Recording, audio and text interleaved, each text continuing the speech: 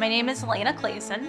I've been the horticulturist here on main campus for about the last 12 years. My other horticulturist, Dana Fernandez, and we run the R&D greenhouse, where we grow all of the annual plants for campus. We'll grow about 7,000 to 10,000 annuals every year, and on top of that, we also propagate a bunch of our own perennials, so we'll probably add another 1,000 on top of that. We also try to work on a lot of beautification projects, try to get a lot of other groups on campus involved, student groups, different departments, even the local community involved as well. This summer, after my freshman year of college, my parents asked me to clean the garden beds around the house, and so, okay, do a little chore, and I ended up falling in love with it. I just wanted to keep going, wanted to design, wanted to bring more plants in and more color. And that summer, I changed my major from physical education to horticulture and changed schools, and that was it. I couldn't get enough. It's an adventure every day. It's something new. I get to work outside or in the greenhouse every day. I get to play in soil, work with a lot of amazing people.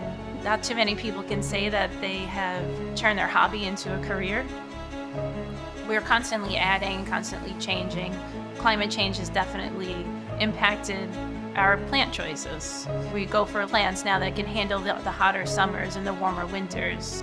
We're trying to change our grasses to drought-tolerant grass. And also with our plants, we have a lot of these self-watering pots. There's these huge pots that you see around campus, and they hold about 30 gallons of water. We used to have to water once every day to every other day, and now it's more once a week, and sometimes you can get away with once every other week.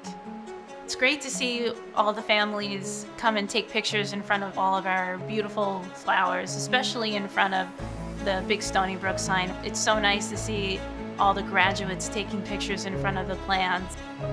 Asking a horticulturist what their favorite flower is almost an impossible question. I have so many favorites and for different reasons. If I had to pick one, I would probably pick a dandelion. They consider it a weed, but it's so beautiful. And it is one of the first pollen sources for honeybees. And also it is the first flower that my children have picked for me.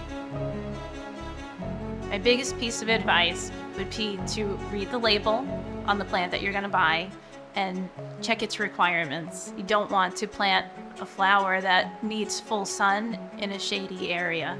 So definitely talk to your garden centers, but read those labels. The deer have just kind of become something that we have to deal with, and we work around them. If you can find a flower that is purple, for some reason they don't like plants that have purple flowers, or lavender is one of our favorites. We've been using a lot of lavender lately. They have a nice, potent, strong smell. The deer stay away. I'm one of the odd ones where I will plant all day at work, and I will go home and I will do the exact same thing. It's a little bit more fun at home when I get to bring my kids in. They love working in the garden with me, and it's really been a lot of fun.